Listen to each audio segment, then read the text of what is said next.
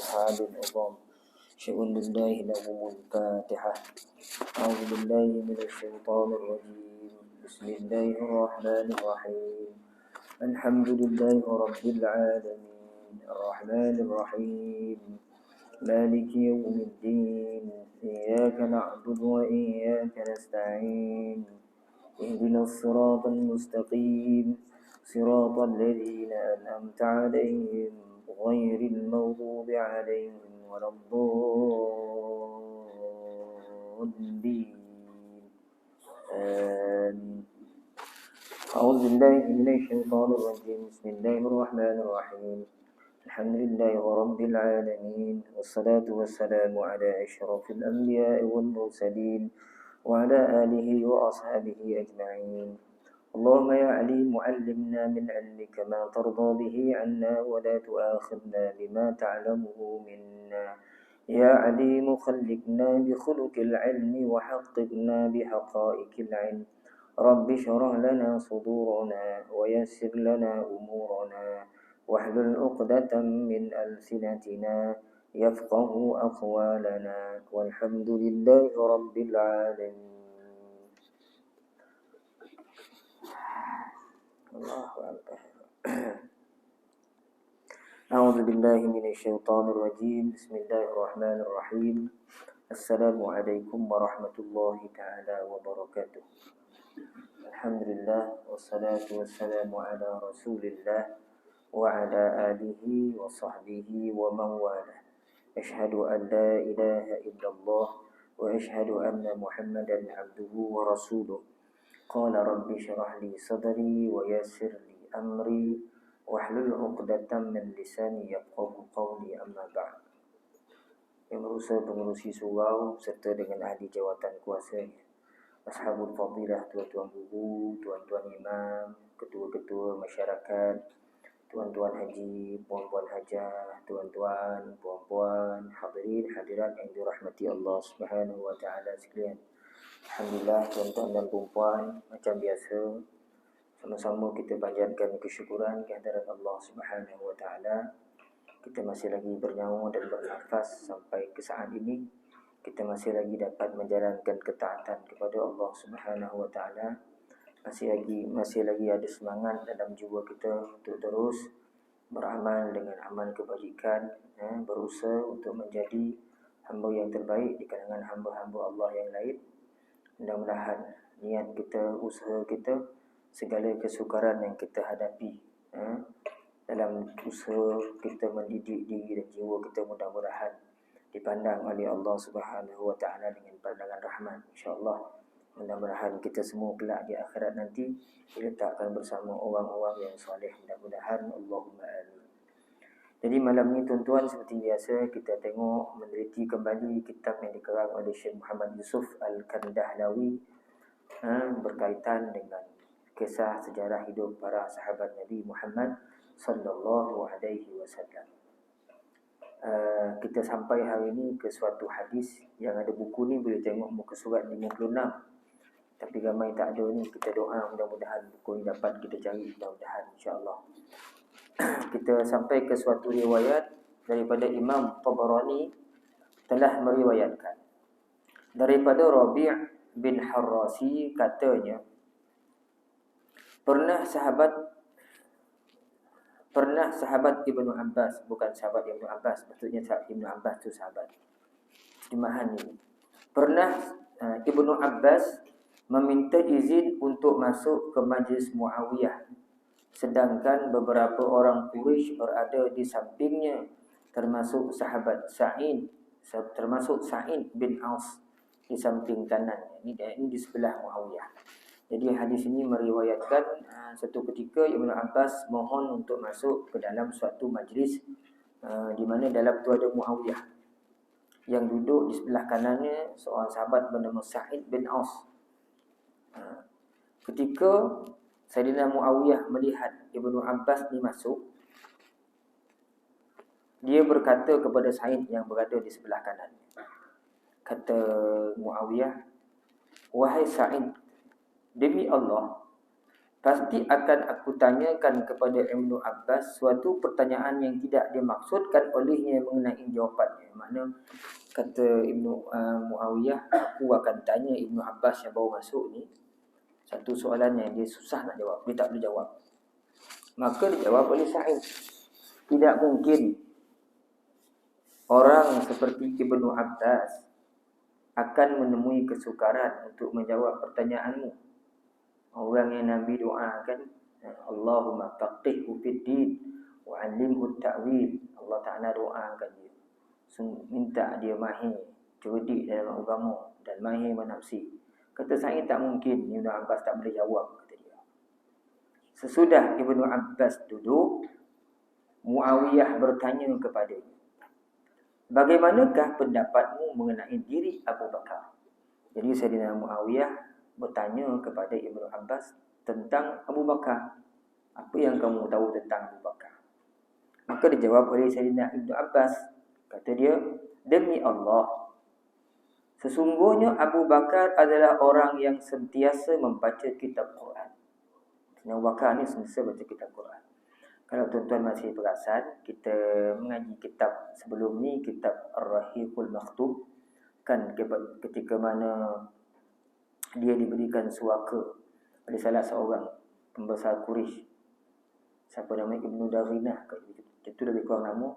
Abu Bakar ni dia duduk baca Quran sebelah rumahnya, buat tempat dia baca Quran sampai menangis-nangis. Abu Nu'aim Al-Asfahani pun menceritakan Abu Bakar ni kalau dia baca Quran dia akan menangis. Pernah satu ketika satu rombongan daripada Yaman duduk ramai-ramai baca Quran, lepas tu menangis. Lantas Sayyidina Abu Bakar pun mengatakan, beginilah kami dahulu. Dulu kami macam ni lah, sampai hati kami jadi keras. Keras tu bukan makna dogi, maknanya dah jazam, dah yakin sungguh-sungguh dengan Allah Subhanahu wa ta'ala. Itu Sayyidina Abu Bakar. Setiap kali dia baca Quran, dia akan menangis. Sayyidina Abu Bakar. Kita baca Quran, menangis pun tak, senyum pun tak. Cerita neraka tu, kita tak takut pun. Itu cerita masuk syurga, senyum pun tak, sebab kita tak faham apa yang kita baca. Sebab itu kita kena dengan tafsir kan. Al-Imam, siapa nama pengarang kitab tu, Nasaihud Diniyah wal Wasaya Imaniyah, Imam Habib Abdullah Haddad. Sebab tu dia meletakkan mengaji tafsir ni di antara turutan ilmu paling tinggi bagi dia. Sebab orang tak faham Quran, dia tak faham kehendak Allah Subhanahu wa ta'ala. Sahabat-sahabat Nabi di waktu malamnya mereka membaca Al-Quran dan memahaminya. Di waktu siang mereka beramal dengan isi kandungan Al-Quran. Jauh dengan kita tuan-tuan, kita baca tapi tak faham apa-apa pun. Sebab tu kadang-kadang kita banyak buat perkara yang bertentangan dengan isi Al-Quran itu sendiri. Padahal setiap hari kita baca, kita talaqi, kita faham, kita faham panjang pendek, tapi kita tinggal maknanya. Kemudian lagi kata Ibnu Abbas, tidak cenderung kepada kejahatan. Sayyidina Abu Bakar ni tak cenderung kepada kejahatan. Sehingga ada satu riwayat dalam kitab Tarikh Khulafa oleh Imam Suyuti rahmatullah alaih, Rasulullah didatangi oleh Jibril, tak salah saya. Rasulullah tanya tentang kebaikan Umar. Kata Jibril, kalau aku cerita tentang kebaikan Umar ni sepanjang usia Nabi Nuh, tak habis kebaikan Umar ni. Dan itu adalah sebahagian daripada kebaikan Abu Bakar. Mana hebat lagi Abu Bakar? Kan hebat lagi Abu Bakar. Tidak pernah berbuat kekejian dan selalu melarang kemungkaran. Sayyidina Abu Bakar ni dia tidak pernah buat kekejian dan selalu melarang kemungkaran. Itu Sayyidina Abu Bakar. Satu hari Sayyidina Aisyah, muda Sayyidina Aisyah ni nak cerita, ada satu riwayat saya jumpa dalam Hilyatul Awliya. Satu hari Sayyidina Aisyah dia duduk, dia tengok baju baru, dia pun pakai baju baru tu. Dia pun pakai baju baru. Aisyah. Lepas tu bila dia pandang baju tu, dia suka lah baju baru. Mana ada orang pakai baju baru sedih. Sayyidina Aisyah pandang baju baru, dia suka. Lantas lahir kekaguman dia, kagum dengan baju baru tu. Bila Abu Bakar nampak Aisyah syukur, kagum, Sayyidina Abu Bakar tanya, apa yang kamu pandang? Dalam satu riwayat yang lain, Sayyidina Aisyah dia pakai baju, dia syukur. Sayyidina Abu Bakar pun tahu, wahai Aisyah, ketahuilah Allah tidak memandang kamu sedikit pun. Itu maksudnya Aisyah diam. Dalam riwayat ni, bila Sayyidina Abu Bakar tanya, apa yang kamu pandang? Kata Sayyidina Abu Bakar, sesungguhnya Allah tidak memandang kamu saat ini. Sayyidina Abu Bakar kata kat Sayyidina Aisyah, sesungguhnya Allah Ta'ala tidak memandang kamu saat ini, wahai Aisyah. Jadi terconganglah Aisyah. Kenapa, wahai ayahku? Kata Aisyah. Sayyidina Abu Bakar jawab, tidakkah kamu tahu apabila seseorang hamba termasuk rasa takjub dalam hatinya terhadap perhiasan dunia, maka Tuhannya pun memurkainya hinggalah dia meninggalkan perhiasan itu. Tengok Sayyidina Abu Bakar, kocik pun dia pandang. Kita kau tengok anak kita boleh baju gaya, anak kita suka pandang baju kan. Coba deh, kita pun tak tahu je lah. Tapi Sayyidina Abu Bakar yang itu pun dia pandang. Sayyidina Aisyah suka pakai baju baru. Sayyidina Abu Bakar, kau tahu tak? Bila seorang hamba tu masuk dalam hatinya rasa takjub, kagum terhadap perhiasan dunia, ketika itu Tuhan tidak memandang. Bahkan Tuhan marah sehinggalah dia meninggalkan perhiasan tu. Maksud Sayyidina Abu Bakar tu bila pandang baju baru, kita tak nampak baju. Nampak Allah Ta'ala yang mengurniakan baju, mengurniakan rezeki. Semua tu bukan usaha kita. Semuanya datang daripada Allah. Tetapi ketika itu manusia lupa, dia syukur dengan hadiah daripada Allah sampai dia lupa si pemberi hadiah. Yang sepatutnya dia berterima kasih. Sayyidina Abu Bakar nampak tu, bagi dia satu kesalahan tu. Kita tak nampak salah pun, kita syukur, anak kita syukur, kita lagi syukur. Kan? Sayyidina Abu Bakar tak. Ketika kau syukur, kau rasa kagum dengan perhiasan baju kau ni, ketika ni Allah memurkai engkau dan dia marah pada engkau sehinggalah engkau tinggalkan perhiasan. Bila Sayyidina Aisyah dengar, dia pun tanggal baju tu, kemudian dia sedekahkan baju itu.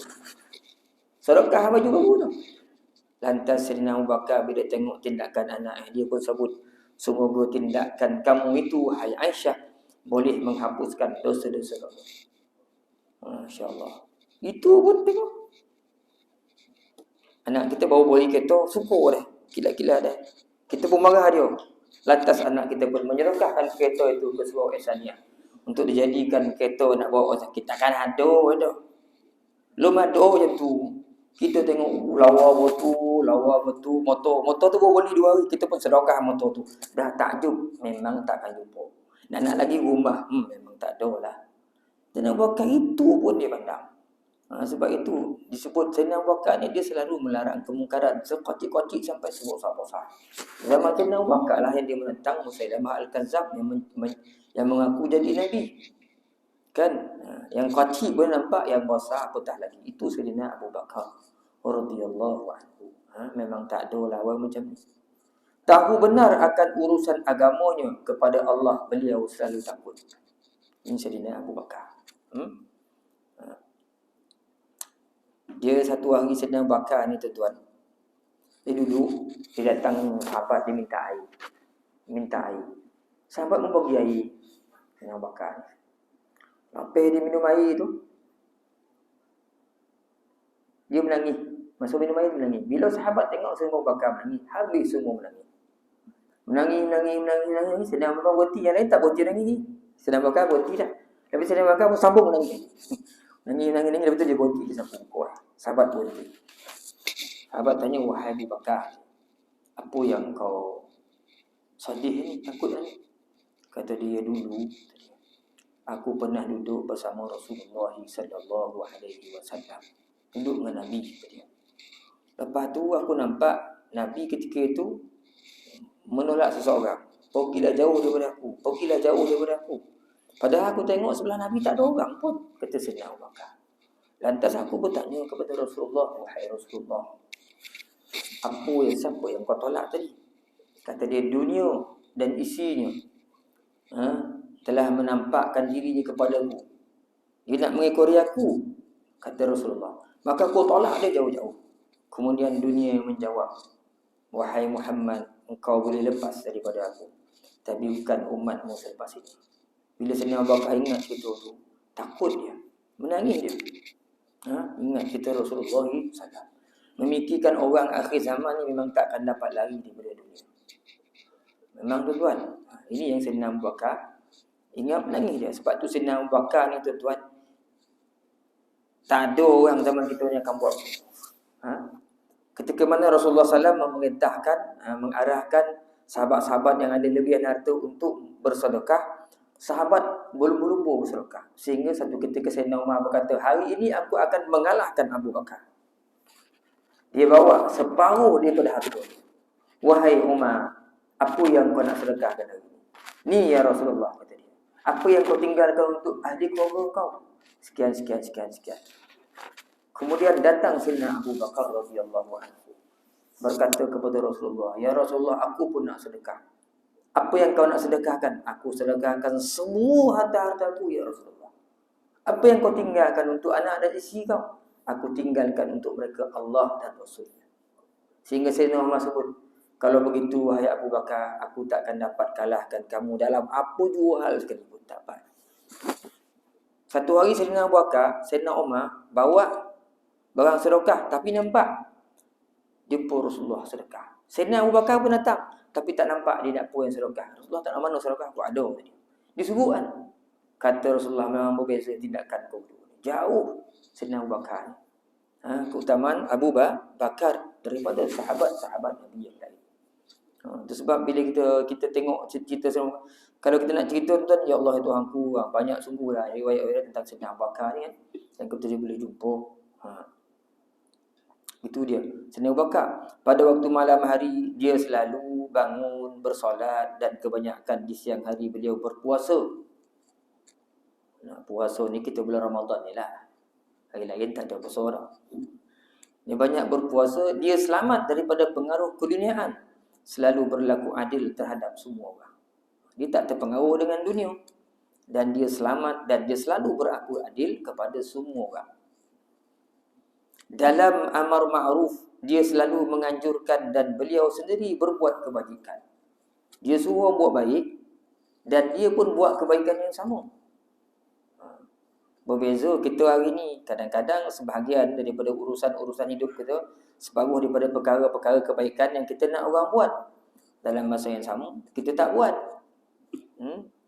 Dalam semua keadaan beliau selalu bersyukur, dan di setiap pagi dan petang beliau sentiasa berzikir mengingat Allah, dan beliau tidak mementingkan diri sendiri. Dia seorang buat baik, dan dia pun buat baik, dan selalu bersyukur, dan di setiap pagi dan petang sentiasa berzikir mengingat Allah.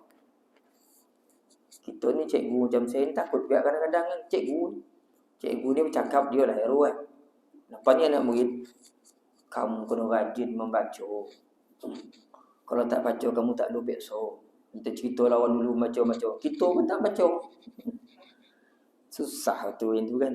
Nasihat anak murid kita pelopok-lopok keluar nasihat, melambat-lambat nasihat kita. Sebahagian ni tak ada pun, belum lagi bersifat amali dalam diri kita.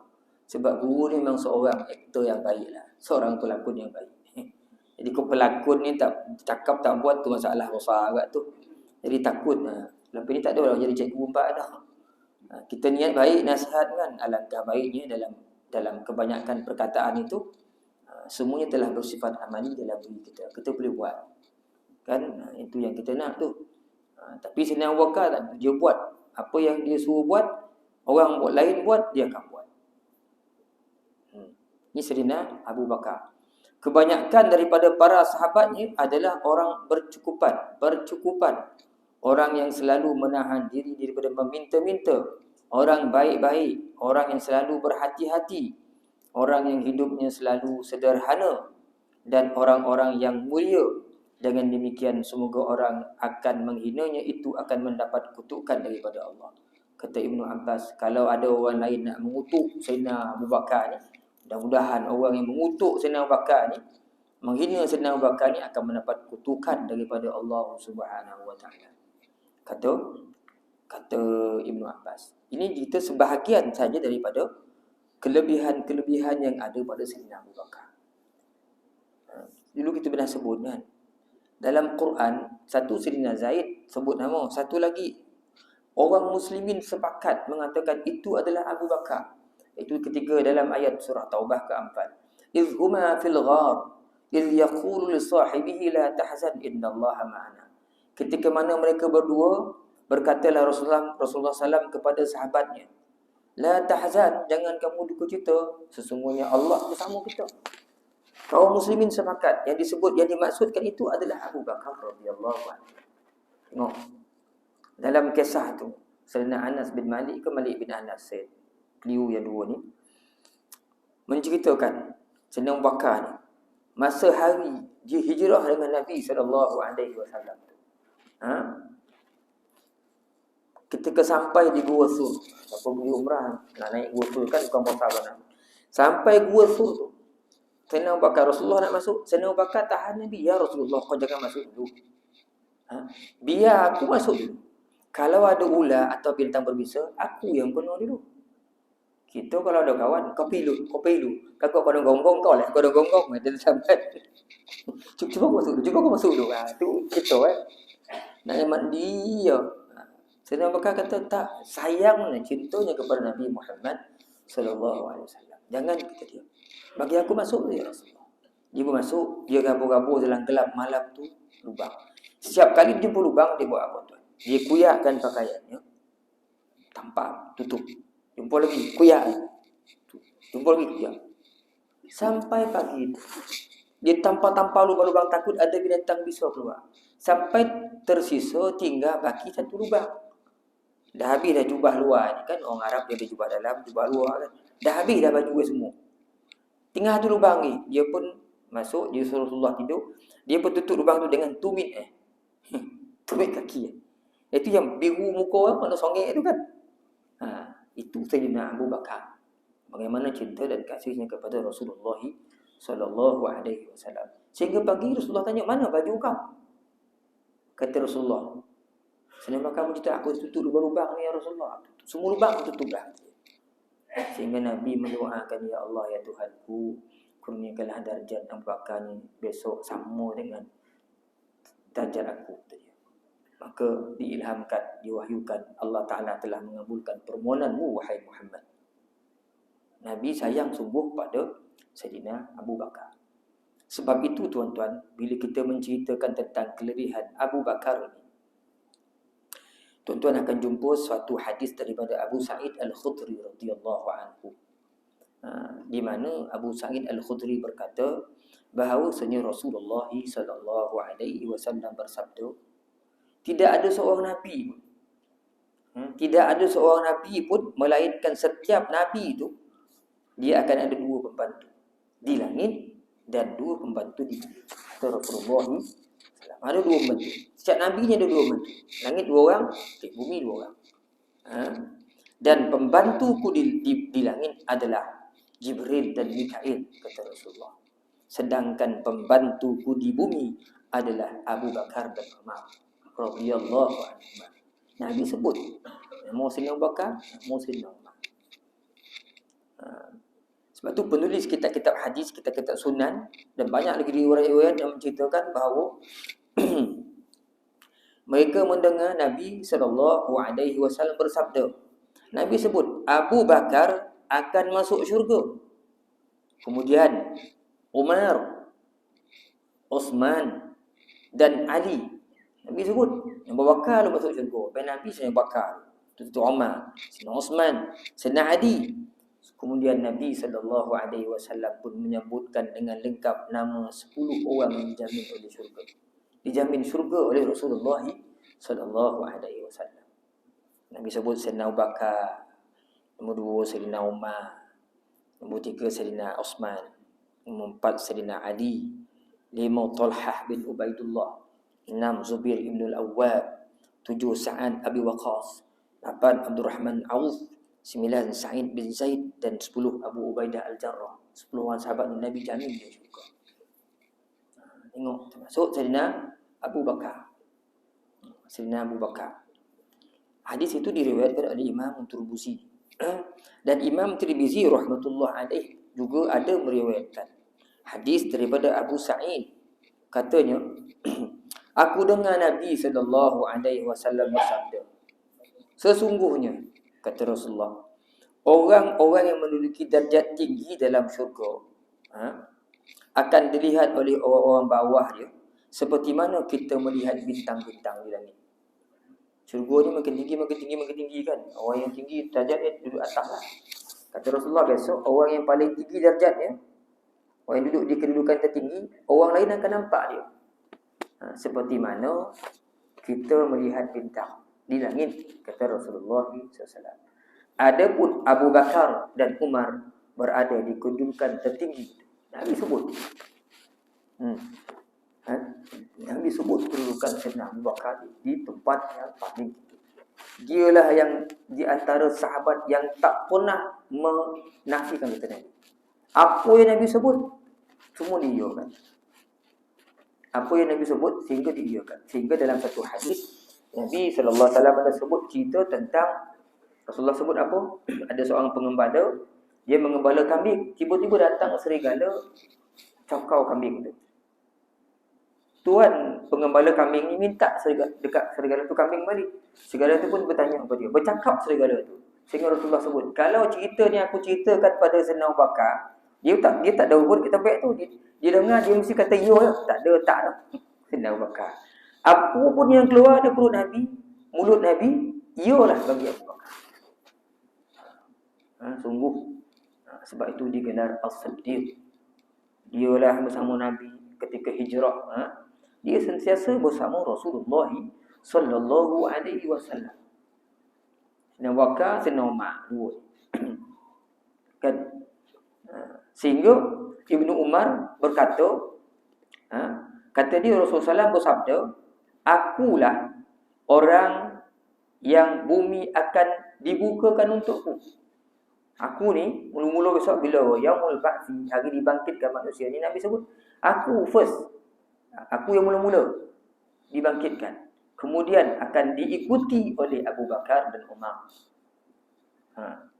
Dalam riwayat kata Nabi SAW dia pergi keluar masuk masjid. Ketika tu Sayyidina Abu Bakar dan Sayyidina Umar ada kiri kanan Nabi keluar masuk. Lepas tu Nabi pun pegang tangan Abu Bakar dengan Umar. Beginilah saat ketika nanti kami akan dibangkitkan pada hari kiamat. Dia pegang tangan sahabat dua orang ni, kata Rasulullah, beginilah keadaannya ketika kami dibangkitkan besok pada hari kiamat. Cerita kemuliaan Umar, Sayyidina Abu Bakar dengan Sayyidina Umar ni, dia ada kedudukan ini. Kita bincang tentang Sayyidina Abu Bakar. Memang dia ada kedudukan ini. Dan Sayyidina Abu Bakar ni kalau boleh, apa saja yang masuk dalam perut dia, semua mesti benda yang baik-baik. Termasuk perut anak. Satu hari dia minta makanan, terlampau lapar benar, minta makanan dekat hamba. Jadi hamba ini kata, selalu kau tak minta makanan, malam ni minta pula. Kata lapar sangat hari ni, kita Sayyidina Abu Bakar bagi makan. Sayyidina Abu Bakar pun makan sikit.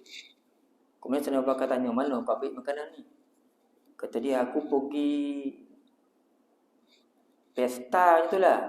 Pani tu panjang, pesta. Adalah kau join ni buat, jadi orang ke pesta tu bagi aku makan.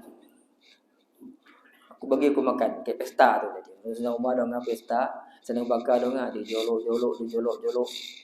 Kemudian kata tu, tak, makanan kau dah makan tak boleh keluar, melainkan dengan air. Dia pun ambil air, ditorok-torok sampai dia muntah.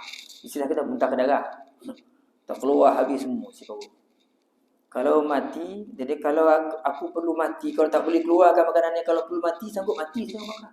Sebab aku dengar Rasulullah SAW sabda, daging yang tumpuk daripada api, daripada benda haram ni, api neraka yang layak, kata Sayyidina Abu Bakar. Itu keadaan Sayyidina Abu Bakar radhiyallahu anhu, tuan-tuan.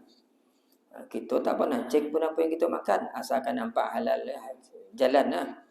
Tak payah kira-kira benar. Jangan tertanya banyak-banyak, kan tak boleh makan kan. Ini kan kita kan memang pun disarankan begitu. Tapi Sayyidina Abu Bakar ni dia lain. Sayyidina Abu Bakar ni dia lah lain sikit, berbeza dengan orang lain. Sayyidina Abu Bakar radhiyallahu anhu. Dan Rasulullah SAW pernah puji Sayyidina Abu Bakar ni. Satu riwayat dari Abu Arwa Ad-Dawsi. Kata dia, satu hari aku duduk bersama Rasulullah SAW. Sahabat ni duduk dengan Sayyidina Umar, Sayyidina Abu Bakar duduk. Tak lama tu datang Sayyidina Abu Bakar dengan Sayyidina Umar. Nabi SAW pun bersabda, segala puji bagi Allah yang telah menolongku dengan kalian, dengan kamu berdua. Nabi puji terus. Allah Ta'ala tolong aku dengan kamu berdua ni. Kamu berdua ni banyak bantu aku, kata Rasulullah sallallahu alaihi wasallam. Sebab itulah bila kita melihat dalam sirah tuan-tuan, Sayyidina Abu Bakar ni memang tak ada lah nampak orang-orang yang dapat menyaingi di sudut amalan, di sudut ketakwaan, kewarakan, di sudut kasih dan sayangnya pada Rasulullah sallallahu alaihi wasallam. Infak harta yang dia tu memang tak ada orang nak buat. Sebab itulah kita nampak dalam Quran, kalau kita senaraikan banyak sebenarnya ayat-ayat Al-Quran yang menceritakan tentang keutamaan dan kehebatan Sayyidina Abu Bakar radhiyallahu anhu ni. Di antaranya tadi cerita tentang dia dalam gua. Yang keduanya satu ayat, kalau tuan-tuan tengok ayat dalam suratul Lail, tentang ayat fa'amma man a'ta wattaqa, maka ada pun orang yang memberikan, infakkan harta di jalan Allah dan bertakwa. Kata Amir ibnu Abdullah ibnu Zubair, kata dia, sebahagian daripada keluarga ku mengatakan kepadaku bahawa ayat itu turun tentang cerita Abu Bakar. Ayat apa? Fa'amma man a'ta wattaqa, maka sesungguhnya sesiapa orang yang mengeluarkan hartanya, infakkan harta di jalan Allah dan bertakwa. Jadi ayat ni sebenarnya cerita siapa yang beri harta ni, infak harta ni, siapa yang takwa ni. Dialah ada Abu Bakar, kata Amir ibnu Abdullah ibnu Zubair. Berdasarkan daripada cerita Ibnu Amir ibnu Abdullah ibnu Zubair sendiri, yang kata dia, satu hari Sayyidina Abu Bakar ni, dulu perangai Sayyidina Abu Bakar ni, dia suka memerdekakan hamba. Satu hari dia memerdekakan hamba-hamba di Mekah tu. Dia cari hamba-hamba dia merdekakan hamba. Ia merdekakan, siapa dia merdekakan? Semuanya kebanyakannya perempuan-perempuan yang telah lanjut usia. Orang perempuan, bukan orang lelaki yang orang perempuan dah tua-tua, dia merdekakan orang. Yang tua-tua dia merdekakan. Maka ketika ayah Sayyidina Abu Bakar ni melihat perbuatan Sayyidina Abu Bakar ni pun heran. Kenapa wahai anakku kau merdekakan orang-orang perempuan yang dah lanjut usia ni, yang dah tua-tua? Kata Sayyidina Abu Bakar, wahai ayahku, kata Sayyidina Abu Bakar, aku menginginkan apa yang ada di sisi Allah. Sedang ayah cakap, wahai anakku, kan lebih baik kau merdekakan lelaki yang kuat. Orang lelaki yang hebat, yang kuat. Nanti lelaki itu nanti dia akan menemani kau, jadi sahabat kau, dia merdeka, dan dia akan melindungi kau. Nak ketika orang teruknya ancaman penentangan orang Quraisy Mekah terhadap seruan Islam, orang-orang yang bersahabat dengan Nabi, kau pergilah merdeka orang kuat. Kata Sayyidina Abu Bakar, wahai ayahku, aku menginginkan apa yang ada di sisi Allah Subhanahu wa ta'ala. Ini siapa cerita ni? Kan cerita oleh Abdullah dari Ibnu Amir Ibnu Abdullah. Dan sebenarnya saya melihat tadi dalam kitab ini tu banyak tuan-tuan cerita tentang Sayyidina Abu Bakar ni, cukup panjang lah. Kita nak ceritakan tak habis kita cerita semalam ni kan. Tapi itulah sebahagian yang saya petik, menceritakan tentang keutamaan Abu Bakar berbanding dengan sahabat-sahabat Nabi yang lain. Bukan nak menafikan kehebatan sahabat-sahabat Nabi yang lain, tetapi nak ceritakan bahawa Sayyidina Abu Bakar ni dia ada kedudukan yang tersendiri. Bila Nabi sebut jangan puji orang, tapi Nabi puji Sayyidina Abu Bakar. Sehingga sahabat tanya, ya Rasulullah, kau kata tadi jangan puji, daripada puji orang baik ambil tanah atas kepala orang. Tapi sampai Sayyidina Abu Bakar kau puji pula. Kata Rasulullah, aku tahu siapa yang layak untuk menerima pujian. Rasulullah tahu kalau Sayyidina Abu Bakar dapat pujian, dia tak rasa jabur dah. Dia akan kembalikan pada Allah. Berbeza dengan orang ini, bila dapat pujian, dia talan pujian tu. Sayyidina Abu Bakar tak macam tu. Rasulullah kata, aku tahu siapa yang aku nak puji. Kata Rasulullah SAW. Kalau tidaklah Sayyidina Abu Bakar ni orang yang hebat, takkan Nabi sebut kalau ni iman Abu Bakar ni kalau ditimbang dengan iman orang dunia ni, saya berat lagi iman Abu Bakar. Tak boleh fikir tuan-tuan macam mana orang infakkan harta semua-semua tadi. Kita berhati-hati nak sedekah. Bikin ni semua habis semua. Cuma tuan-tuan bayangkan, tuan-tuan mendermakan semua kotor tuan-tuan. Yang ada baju tuan-tuan ke rumah tu, duit dalam bank dah tak jauh 25 tahun, ada simpan lebih kurang dalam berapa ribu tak tahulah. 30 ribu ke simpan, derma semua. Habis semua, kereta-kereta semua tak ada. Tinggal motor sebuah je nak pergi masjid. Dah. Berani ke buat yang tu? Tak berani, saya tak berani nak buat itu tu. Tinggal habis semua. Kita tahu bayangan ni. Kita dermakan semua kotor kita. Antum tak ada apa tinggal. Sini bakal buat yang tu. Semua dibagi. Masya Allah, tak terfikir di otak kita macam mana orang fikir boleh derma macam tu. Kan? Sayyidina Abu Bakar pun separuh ya. Sayyidina Umar pun separuh dia bagi. Tu Sayyidina Umar. Sayyidina Abu Bakar tak. Sezaman tu habis semua. Kita menderma juga, infak harta juga. Tapi jauh. Sayyidina Abu Bakar bila tanya, apa kau tinggal dengan Nabi ni kau? Allah dan Rasulnya. Dengan yakin. Kan? Setelah mana harta habis sedekah. Kita hari Jumaat datang peti tu molek yo. Mana-mana lu kan terambil tak merah kan. Susah. Pipi dia tu mana satu. Yang biru yang kocik tu. Kau dapat yang hijau, rumput solai okey lah. Kau tak nak bagi seko lipan baru warna merah tu. Bagi rumput solai yang hijau tu okey. Ini yang kocik tu. Satu Malaysia tu. Tu pun pilih tu kata silap tak ambil lah yang 50 besar kan menangis kita kan. Kau tahu lopeh tu Allah meneles lemuk tengok. Peti tu jalan. Takut kita.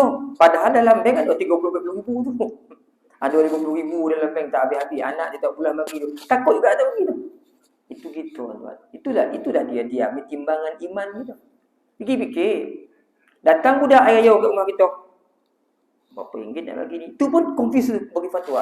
RM2 ke RM1 budak-budak. RM2 ke zaman sekarang mana bagi RM1, bagi RM2. RM3 lah. RM2 sikit warna, 4 bagi RM3. Banyak warna. RM3 tu kok semua RM30. Berkira. Padahal tu setiap bulan duit masuk tu. Tak ada berhenti ni. Masuk duit. Fikir tu. RM2 kok banyak warna. Tak. Kalau kita ni jenior semua buat kebaikan, bagi. Orang tu sebut kan, buat duit ni macam pisai. Lai korap di cukur, lai kasar tembuh kan. Itulah dia konsep dia kalau kita nak sedekah. Lai banyak kita bagi, lai banyak akan datang. Cuba tengok misalnya orang tak pernah cukur tu. Aduh, siap. Tak nampak? Tapi kita tak hari 3 hari cukur tu. Tobat. Copek keluar. Kalau kita nak sedekah, peganglah konsep tu. Kan? Lai dicukur, lai kasar. Cukur. Lai banyak cukur, lai copek tembuh kan. Lai banyak sedekah, lai banyak lah rezeki akan datang. Kena yakin tuan-tuan. Sebab Allah Ta'ala pun sebut dalam Quran. Apa-apa yang kamu keluarkan, maka Allah Ta'ala akan ganti. Bahawa yukhlifu ayat tu. Kan? Apa yang kamu keluarkan, Allah Ta'ala akan ganti balik. Kalau saya sebut, tuan-tuan bolehlah aku. Ini Allah Ta'ala yang sebut macam tu. Nak cerita apa tu? Keimanan tuan-tuan. Kita tahu ini Quran, yang ini hadis. Kita faham tu. Tapi dalam keadaan kita faham, kita dah dengar sirah, cerita-cerita tentang sahabat, apa yang sahabat lakukan, hadis-hadis Nabi, kata-kata nasihat, kita masih lagi boleh mampu buat. Itulah dia iman, nilai iman kita. Sebab itu Nabi sebut, kalau iman Abu Bakar ni timbang satu dunia punya iman pun tak ada dah. Yang percaya hebat lagi iman Abu Bakar radhiyallahu anhu. Sedikit tuan-tuan tentang kisah Sayyidina Abu Bakar. Kita teruskan hadis ni panjang. Muawiyah berkata seterusnya, bagaimanakah pendapatmu mengenai diri sahabat Umar bin Khattab radhiyallahu anhu? Tu tripunnya bukan orang kan? Jawabnya, semoga Allah merahmati Aba Hafs, yakni Umar bin Khattab. Sebenarnya beliau itu adalah membela agama Islam, penyandar bagi anak yatim. Anak yatim berharap kan? Tempat yang aman bagi orang beriman, penghibur hati bagi orang lemah atau dhaif, sebagai benteng bagi orang yang taat, pelindung bagi setiap makhluk, penolong bagi setiap orang. Ini Ibnu Abbas sebut. Beliau sentiasa berpegang teguh kepada hukum Allah dengan penuh ketabahannya, sehingga Allah memenangkan agamanya dan membuka banyak kawasan, dan selalu berzikir mengingati Allah walaupun di mana dia berada. Di mata air, di bukit bukau, di daerah pinggiran bandar, maupun di wadi-wadi, yakni lembah-lembah. Beliau selalu menjauhi perbuatan yang keji dan selalu bersyukur apabila mendapat musibah maupun kesenangan. Selalu berzikir mengingati Allah di semua waktu. Semoga Allah melaknati orang yang membencinya hingga hari kiamat. Ini kata Ibnu Abbas terhadap diri Umar Al-Khattab radhiyallahu anhu. Dan kita tengok ni sebenarnya hadis ni menceritakan tentang kelebihan-kelebihan sahabat Nabi. Tadi dah cerita tentang Abu Bakar. Kemudian pula Ibnu Abbas menceritakan tentang keadaan Sayyidina Umar yang kita dah sentuh sikit tuan-tuan, kalau tuan-tuan perasan sebelum ni. Sehingga Nabi sebut bahawa di kalangan umat aku ni, orang yang paling penyayang adalah Abu Bakar. Tapi yang paling tegas, kuat menegakkan agama ni adalah Umar, kata Nabi SAW. Dan kita masih ingat lagi, saya ingat beberapa dalam bulan ni kita menceritakan tentang kisah Umar radhiyallahu anhu. Nabi pernah sebut bahawa sesungguhnya Allah telah menjadikan kebenaran pada lidah dan hati Umar. Banyak ayat Al-Quran turun sesuai dengan percakapan Sayyidina Umar, sesuai dengan rasa Sayyidina Umar. Dan pernah sebelum ini pun kita dah bincangkan, saya ulang balik bahawasanya bila Umar radhiyallahu anhu memeluk Islam, Ibnu Abbas meriwayatkan bahawasanya Nabi menyebutkan bila Umar masuk Islam, Jibril datang jumpa Nabi, kata sesungguhnya seluruh makhluk langit bergembira dengan Islamnya Umar. Makhluk langit gembira Umar bila Umar jadi Islam, masuk Islam. Dan Sayyidina Umar lah yang merupakan orang yang pertama memegang gelaran sebagai Amirul Mukminin, kan? Sayyidina Umar jugalah khalifah yang hari malam menyamar cari rakyat dia yang mana yang susah. Sayyidina Umar jalan tengok, masuk kampung, luar kampung, tengok mana yang susah. Dia akan ambil harta daripada perbendaharaan untuk diberi pada orang-orang yang susah. Sebab tu disebutkan dia ni tempat penyandar bagi anak yatim, orang susah. Sayyidina Umar ni dialah orang. Dan kita dah pernah bincang dulu, kalau tuan-tuan masih ingat. Dan bulan ni kau tak ingat, apalah tu. Sebelum ni kita pernah cerita kan bagaimana jujunya Sayyidina Umar. Kan saya ulang balik, Sayyidina Umar ni dia yang mana isinya dapat hadiah daripada Ratu Byzantine kan. Dapat hadiah tu, dijual hadiah tu, dibagi isi 1 dirham. Sebab tadi kau beli minyak wangi harga 1 dirham, kau hadiahkan ke ratu tu. Ni ratu tu bagi hadiah batu permata pula. Dijual batu permata tu, ni hak kau. Sebab kau tadi modal kau 1 dirham yang kau ambil. Yang lain ni masuk dalam perbendaharaan negara. Kan? Sayyidina Umar. Itu sedikit tuan-tuan. Saya akan tambah lagi cerita Sayyidina Umar ni pada minggu hadapan. Sebab dapat 50 banyak lagi ni kan. Sebab kalau tuan-tuan yang nak tengok nak apa ni, kita sahabat ni banyak. Tuan-tuan boleh tengok dalam Tarikh Khulafa. Sekarang ni senang tuan-tuan. Saya bawa dari Malaysia kitab-kitab Arab ni. Sekarang ni saya tengok semua kitab-kitab pun telah dimelayukan, dah terjemahkan. Nak tak nak kita baca tak baca kan. Dalam Tarikh Khulafa ada, dalam Tabaqat ada, dalam Hilyatul Awliya ada, dalam banyak-banyak kisah.